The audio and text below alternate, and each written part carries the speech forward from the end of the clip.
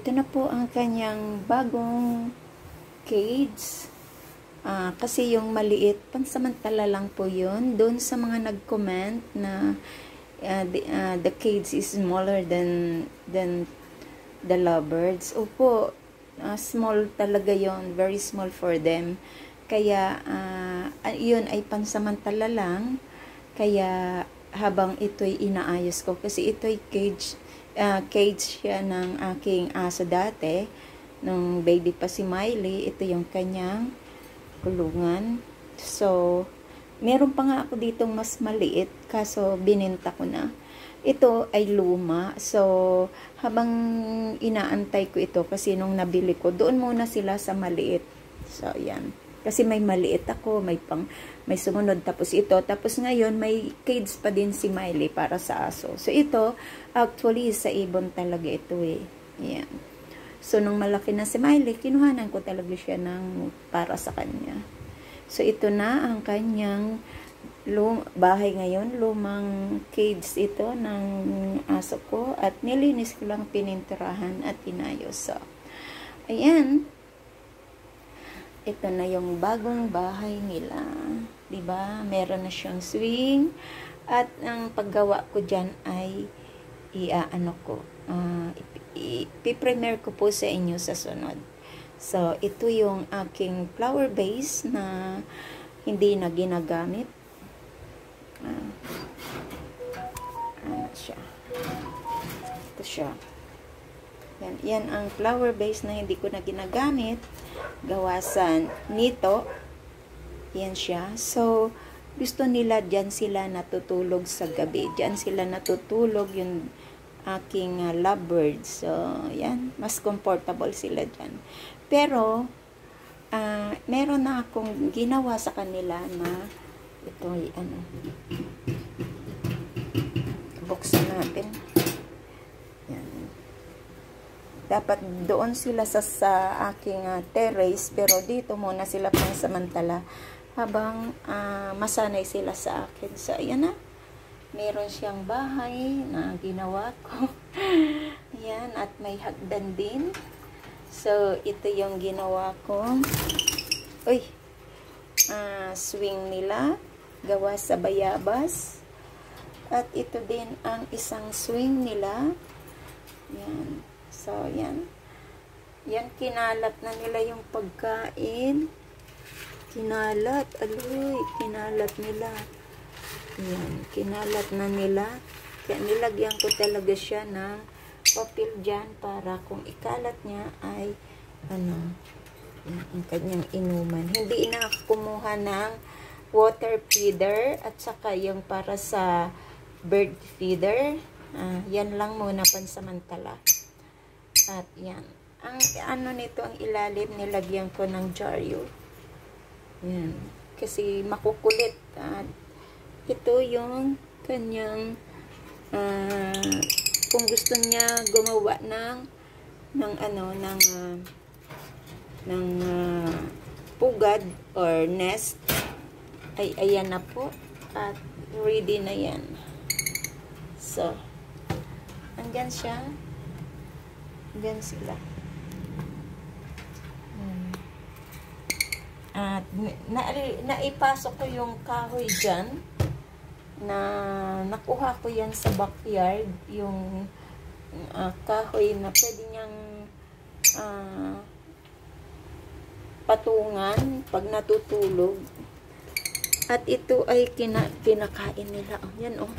Ang laki na ng kinuha niya. Oo, kinakagat niya. Siguro sa kanyang tuka. Ayan, gusto niya. At andyan sa baba ang tingnan mo naman, oh. Ayan na, yung mga pinagkuhanan niya.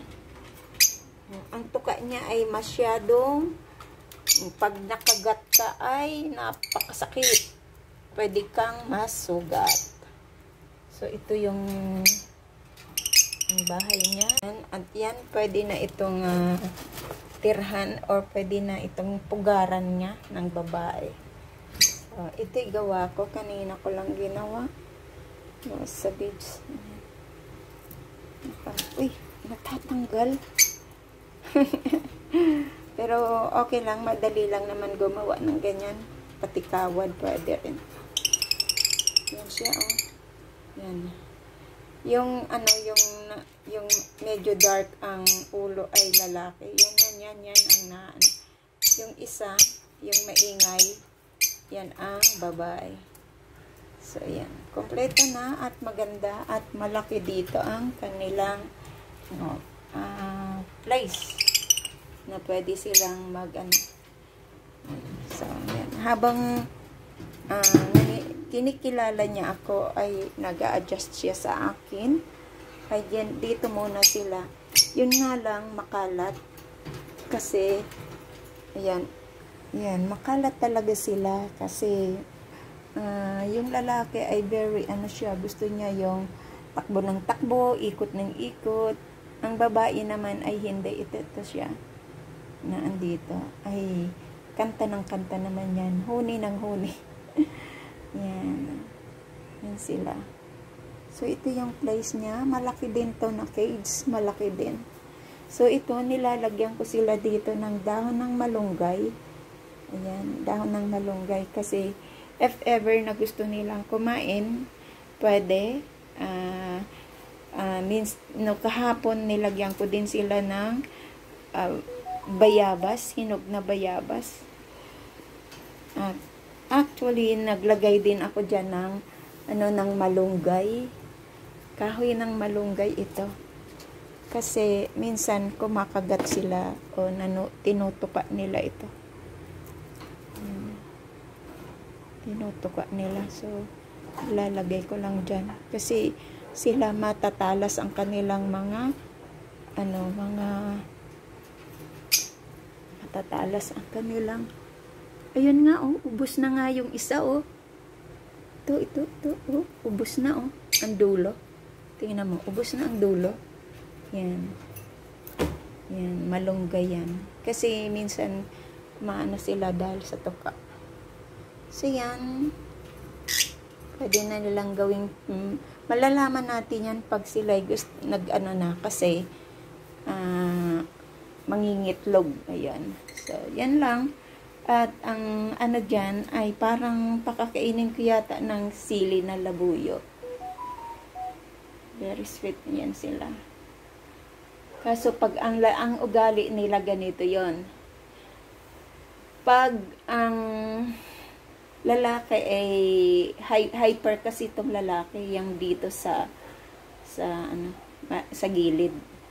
Lalaki, yan, hyper yan, ikot ng ikot yan, kung saan yan napupunta, tumatakbo. Pag nahihilo yung babae, sinasambunutan niya. Ang babae ay, ano lang yan, ayan, maingay, nagsisipol, kumakanta, pero hindi siya malikot. Ang lalaki, ito yan. Yan, nilagyan ko siya dyan ng mga nagagamit niya na yan. Tawid ng tawid kung saan. Oo. Tawid ng tawid. Kaya maganda rin yung may mga swing. Siguro itong bilog, palitan ko siya ng kawad. Kasi kahoy yan eh. Ang hirap gawin. Yan. So, yan.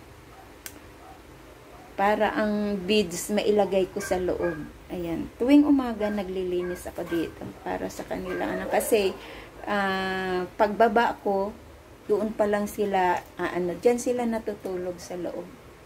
Yan, dyan sila natutulog. So, mamaya, papasok yan sila dyan. Yan, paalisin ko sila dito.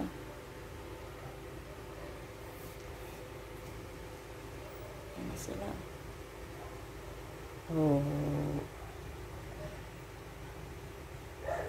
Pahunihin ko sila, sandali.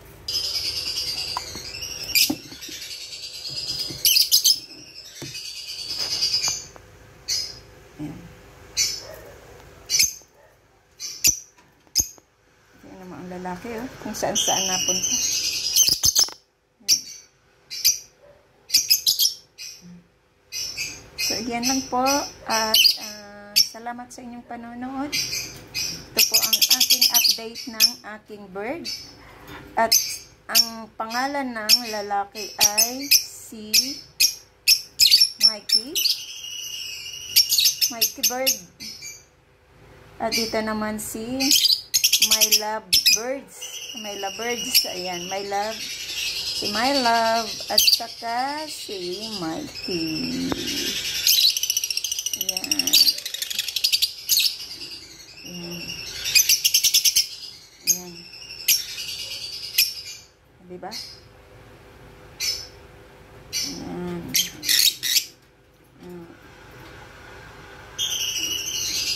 Yan, ang lalaki malikot yan, hyper. Kung saan-saan napunta, di. Nakita niya na, pero yung babae, hindi. Ang kung saan lang siya, doon lang.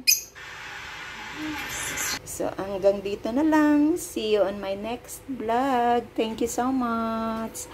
This is Lori Tarnaya Vlog. Bye, and mega love shoutout sa inyo dyan. My African lovers. Ayan. Ang ganda nilang tingnan. Diba?